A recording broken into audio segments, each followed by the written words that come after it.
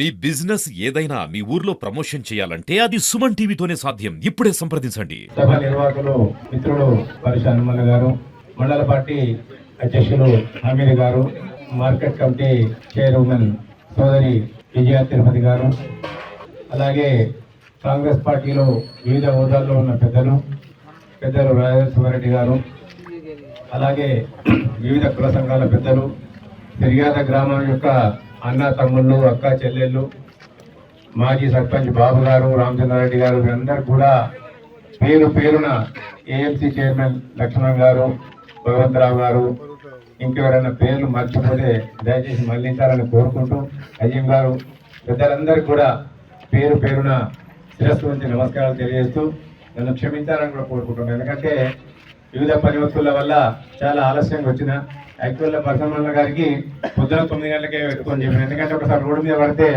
Late అవుతుంది కాబట్టి పొద్దున 9 గంటలకే పెట్టుకోమంటే సాయంత్రం మంచుకుంటామని చెప్పింది.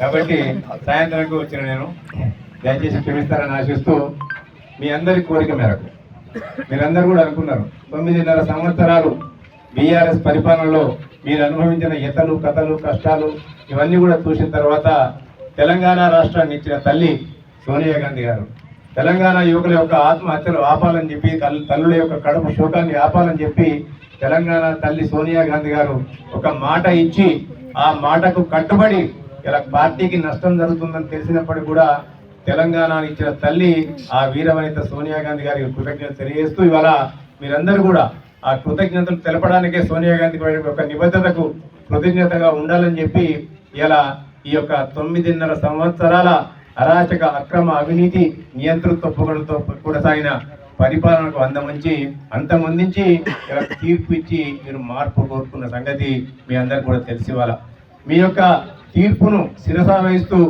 గౌరవ ముఖ్యమంత్రి యనమల రేవంత్ రెడ్డి గారి ఆధ్వర్యంలో ప్రజాప్రభుత్వం ఏర్పడ్డది. ఇవాళకి సంవత్సరం మీద కొన్ని రోజులు కావస్తుంది. అయినప్పటికీ కూడా అధికారాన్ని కోల్పోయి మతి భ్రమించి 9.5 సంవత్సరాలు అహంకారంతో పరిపాలించిన నేతలు ఇవాళ శాపనార్థాలు ఏ విధంగా పెట్టినో మీ అందరికీ కూడా తెలుసు. ఆ శాపనార్థాలు అన్నింటినీ కూడా ఎదుర్కొని ఏదైతే 6 గ్యారంటీలు తెలంగాణ రాష్ట్రంలో ఏదైతే తెలంగాణ యువకులు ఇలా ఆశయం కొరకు ప్రాణత్యాగం చేసినారో ఆ ఆశయాలు కానీ నెరవేరలేదని చెప్పి తల్లి సోనియా గాంధీ గారు ఈ తెలంగాణ రాష్ట్రం బాగుపడాలంటే 85% నుండి 90% మంది దళిత బడుగు బలహీన వర్గాలు, గిరిజనులు, హరిజనులు, మైనారిటీలు ఉంటారు.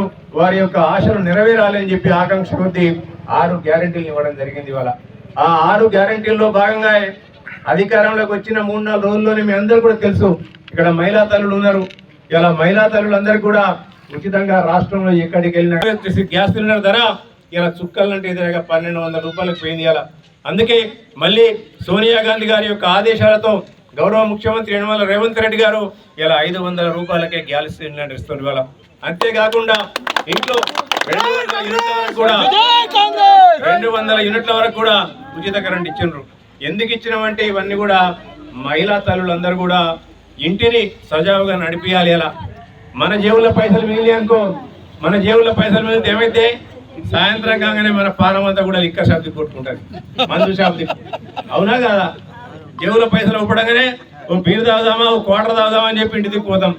అదే మా అక్క చెల్లెళ్ళ దగ్గర ఆ డబ్బులు మిగిలినాయనుకో, ఆ పోపు డబ్బులు ఉంటే ఆడపిల్లలు ఉన్నదనుకో ఓ మంచి బట్టలు కొని అన్నా, లేకుంటే పైసా కూడబెట్టి ఇంత బంగారం చేయన్నా పెళ్లికి వరగెత్తది, లేకుంటే ఆపదలో మళ్ళా భర్తకే ఇచ్చి ఇలా చేదోడు వాదులుగా ఉంటారు.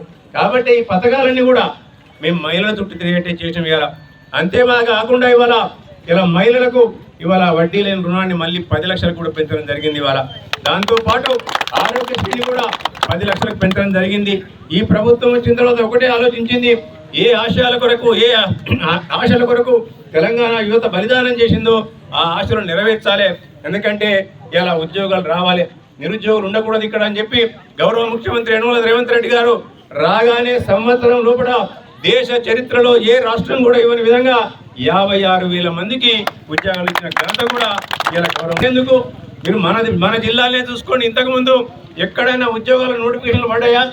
అవుట్ సోర్సింగ్ ఉద్యోగాలు కూడా ఇలా ఆ యొక్క పరిపాలకుల యొక్క తొత్తులే అమ్ముకున్నారు తప్ప ఎవరికి లేదు. ఇలా అవుట్ సోర్సింగ్ ఉద్యోగాలను కూడా ఇవాళ పేపర్ ప్రకటన ద్వారా ఆఖరికి వస్తే ఇవాళ రేషన్ షాపులను కూడా పేపర్ ప్రకటన ఇచ్చి రిజర్వేషన్ సిస్టాన్ని పెట్టి తీసుకొస్తున్న ఇలా ప్రభుత్వం ఏదైనా అంటే ఇలా కాంగ్రెస్ ప్రభుత్వం. మన ముఖ్యమంత్రి గారు మేము ప్రజలకు పాలకులం కాదు, మేము ప్రజలకు మేము సేవకులం, మాది ప్రజాపాలన అని చెప్పి ప్రజాపాలన దిశగా మేము అడుగులు వేసుకుంటూ వస్తున్నాం. ఇలా గత ప్రభుత్వం యొక్క దోపిడీ వలన, అవినీతి అక్రమాల వల్ల ఈ రాష్ట్రాన్ని 7 లక్షల కోట్ల అప్పుల ఊబిలోకి నెట్టింది. ఇవాళ ఆ అప్పుల ఊబి నుంచి బయటపడడానికి ఇవాళ నెలకు 6,600 కోట్ల రూపాయల మిత్తిని మనం కడుతున్నాం. ఇవాళ వాళ్ళు చేసిన పాపానికి కాళేశ్వరం ప్రాజెక్టును కట్టిండ్రు. ఆ కాళేశ్వరము ఆ కూలేశ్వరము కానీ 1,20,000 కోట్ల రూపాయలు దిగమింగిరు. ఇవాళ అది కాళేశ్వరం ప్రాజెక్టు కాలే, కూలేశ్వరం ప్రాజెక్ట్ అయింది. ఇలా అన్నారం కానీ, సుందిళ్ళ కానీ, మేడిగడ్డ కానీ ఆ బ్యారేజ్ నుంచి సుక్క నీళ్లు రాకున్నా కానీ మన పంటలన్నీ కూడా పండినయ్యాల. ఆ రోజు కాంగ్రెస్ పార్టీ హయాంలో కట్టిన శ్రీరామ్ ప్రాజెక్టు కానీ, శ్రీరామ్ సాగర్ ప్రాజెక్టు కానివ్వండి, ఇవాళ శ్రీపాద ప్రాజెక్టు కానివ్వండి, వాటి నుంచే నీళ్ళు చేరినయ్యాల. నాగార్జున సాగర్ ప్రాజెక్టు కాంగ్రెస్ పార్టీ కట్టింది, శ్రీశైలం ప్రాజెక్ట్ కాంగ్రెస్ పార్టీ కట్టింది, ఎల్ఎండి ప్రాజెక్ట్ కాంగ్రెస్ పార్టీ కట్టింది, మిడ్మానేర్ కాంగ్రెస్ పార్టీ కట్టింది. ఇలా చెప్పుకుంటూ పోతే శాంతి ఆడుతున్నాయి. భీమా కల్వకుర్తి, నెట్టెంపాడు ఇవన్నీ కూడా కాంగ్రెస్ పార్టీ కట్టింది. ఇలా ఎక్కడ కూడా చెక్కు చెందకుండా ప్రాజెక్టులు ఉన్నాయి, కానీ ఈయన హయాంలో కట్టిన ప్రాజెక్టు ఎక్కడ కూడా నిల్వలేయాల. ఎందుకంటే అవినీతి పరమావధిగా ఇలా పరిపాలన కొనసాగింది. దోచుకున్న గాడికి దోచుకున్నంత ఇలా రాష్ట్రాన్ని నలుగురు దోషిండ్రు. అయ్యా కొడుకు, అల్లుడు, బిడ్డ, అల్లుడు చూస్తే ఈ ప్రాంతాన్ని స్థానికంగా ఉండే నాయకులు దోషిండ్రు. ఇవాళ అలీబాబా 40 దొంగలకు ముఠా నాయకులు మాదిరిగా కేటీఆర్ గారు రాష్ట్రాన్ని దోస్తే ఇక్కడ ఉన్న చిల్లర దొంగలు, చిన్న దొంగలతో ఇంత బంగారం చేయన పెళ్లికి వరగత్తది, లేకుంటే ఆపదలో మళ్ళా భర్తకే ఇచ్చి ఇలా చేదోడు మాదిరిగా ఉంటారు.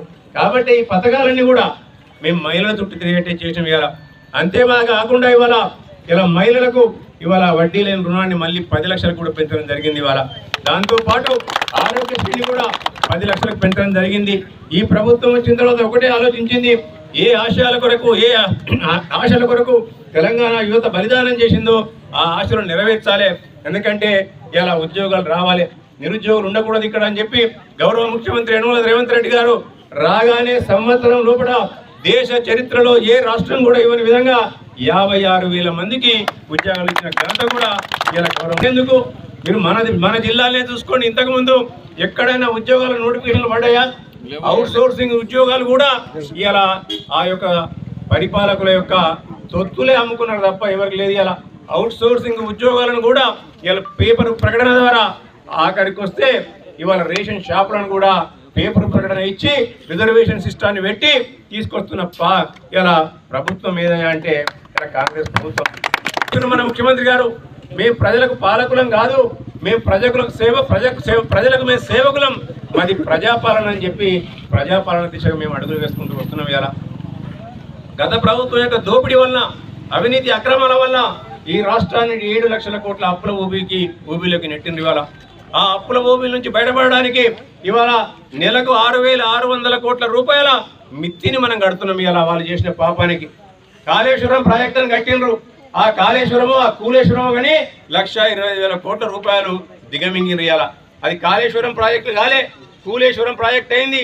ఇలా అన్నారం కానీ, సుందిళ్ళ కానీ, మేడిగడ్డ కానీ ఆ బ్యారేజ్ నుంచి సుక్క నీళ్లు రాకున్నా కానీ మన పంటలన్నీ కూడా పండినయ్యాల.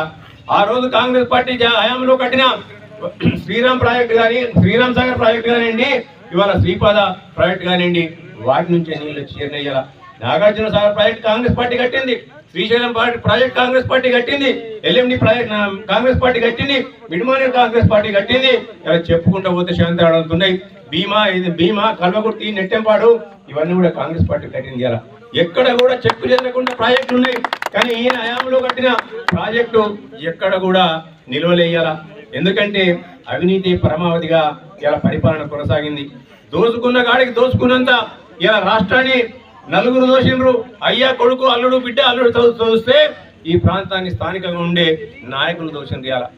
ఇవాళ అలీబాబా 40 దొంగలకు ముఠా నాయకులు మాదిరిగా కేటీఆర్ గారు రాష్ట్రాన్ని దోస్తే ఇక్కడ ఉన్న చిల్లర దొంగలు, చిన్న దొంగలంతా కూడా ఇవాళ పెద్దలు పరిచయం మంత్రి గారు చెప్పిన ఇలా ఒక్కొక్కటి మీరు కూడా పేపర్లో చూస్తుంది. ఇలా ఈ ప్రాంతంలో సిరిసిల్ల నియోజకవర్గంలో ఇంచుమించు పేదలకు చెందాల్సిన భూమి 800 నుంచి 1000 ఎకరాల భూమిని ఇక్కడ ఉన్న స్థానిక నాయకులు ఇలా భూదందా ద్వారా ఇలా గుటకాయ స్వాహ చేసింది.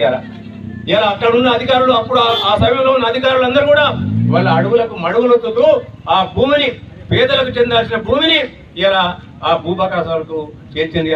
అంతేకాదు ఆ డబ్బులు ఏదైతే రైతు బంధు పేరు మీద డబ్బులు ఉన్నాయో రాబందుల్లా ఇలా గవర్నమెంట్ భూమిని వాళ్ళు పట్టాలు చేసుకొని రాబందుల్లా మళ్ళీ ఆ రైతు బంధును కూడా వాళ్ళే తీసుకొని పోయిన వైనాన్ని కూడా మీరు అందరూ కూడా చూస్తుంది. ఇవాళ పేపర్ల రోజు కూడా వస్తుంది. ఇలా అధికార యంత్రాంగం మారింది. మారంగానే ఇలా ఫైళ్లు కథలు మొదలుపెట్టినాయి. ఎందుకంటే మేము ఒకటే చెప్తున్నాం, ఇవాళ కాంగ్రెస్ పార్టీ అంటేనే దళిత బడుగు బలహీన వర్గాలకు అండగా ఉండే పార్టీ. ఈ దేశంలో కానీ ఈ రాష్ట్రంలో కానీ ఎక్కడ కూడా కాంగ్రెస్ పార్టీ ప్రజలకు అండగా నిలబడింది.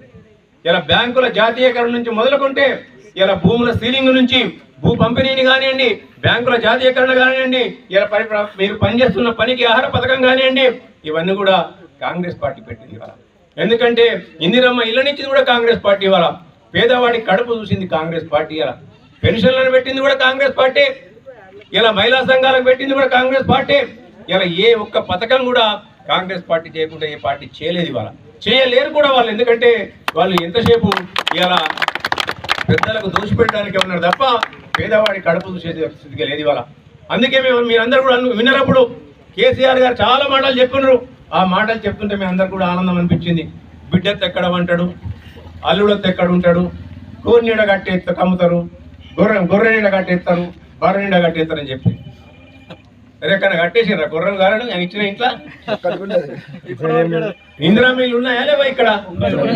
మళ్ళా మేము ఇందిరా మిల్లు ఇస్తున్నాం. ఇప్పుడు బాగా చెప్తున్నాం. ఇలా మీరందరూ రాసుకోండి.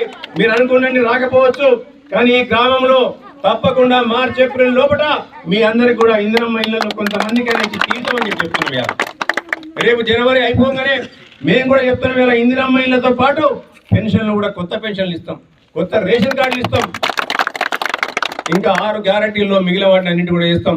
ఆ రోజు చెప్పిండు కేసీఆర్ గారు. ఇక చెప్తే మనం అందరం కూడా చాలా ఆనందపడ్డం. ఇవాళ లుటపడ పెదవులు అక్కడ నక్కాశ పడ్డట్టు ఇక నేను రుణమాఫీ చేస్తా అని చెప్పి ఊరించుకుంటా చెప్తే తేపకింత అప్పుడు 25,000, ఇప్పుడు 25,000, అప్పుడు 15,000 ఇట్లా చేస్తే అది ఎంగిలి మెతుకులు వేసినట్టు వేస్తే అసలు అక్కడనే ఉన్నది. వాటితోనే మనం నడ్డిరిగింది. అలా అదే మా గౌరవ ముఖ్యమంత్రి యనమల రేవంత్ రెడ్డి గారు ఒకటే మాట చెప్పినారు, 2 లక్షల రూపాయల రుణమాఫీ చేస్తా పలానా డేట్ లోపల పలానా తారీఖు వరకు తీసుకున్న వాళ్ళందరూ కూడా అని చెప్పిండు. కదా 3 విడతలుగా 1,00,000 రూపాయలు ఒకసారి, 1,50,000 ఒకసారి, 2 లక్షల రూపాయలు ఒకసారి, వెరసి 26,000 కోట్ల రూపాయలను ఇవాళ రుణమాఫీ చేసిన ఘనత దేశంలో ఎవరు చేయలే, ఏ ప్రభుత్వం చేయలే, ఏ రాష్ట్రం చేయలే. కానీ కాంగ్రెస్ పార్టీ యనమల రేవంత్ రెడ్డి గారు చేసినారు. ఎందుకంటే మీకు ఇచ్చిన మాటకు నిలబడిచ్చిండ్రు. రైతులు వ్యవసాయం దండగా కాదు, వ్యవసాయం పండుగ ఉండాలి, రైతులు రుణాల్లో ఉండకూడదని చెప్పిండి. అలా అంతే మాదిరిగా నిన్ననే మా బట్టి విక్రమార్క గారు చెప్పిన ఉప ముఖ్యమంత్రి గారు ఇలా రైతులకు మేము ఏ విధంగా రుణమాఫీ చేస్తున్నామో, రైతులకు ఏ విధంగా జనవరి నుంచి మేము రైతు భరోసా ఇవ్వబోతున్నామో పెంచి ఇలా రైతు కూలీలకు కూడా మేము సంవత్సరానికి 12,000 రూపాయలు. ఇవన్నీ కాంగ్రెస్ పార్టీ మాట తప్పదు, మడమ తిప్పదు. ఇవన్నీ కూడా కాంగ్రెస్ పార్టీ ప్రజల పక్షాన ఉంటుంది. ఇవాళ ప్రజల కొరకు పనిచేస్తుంది. ఇవాళ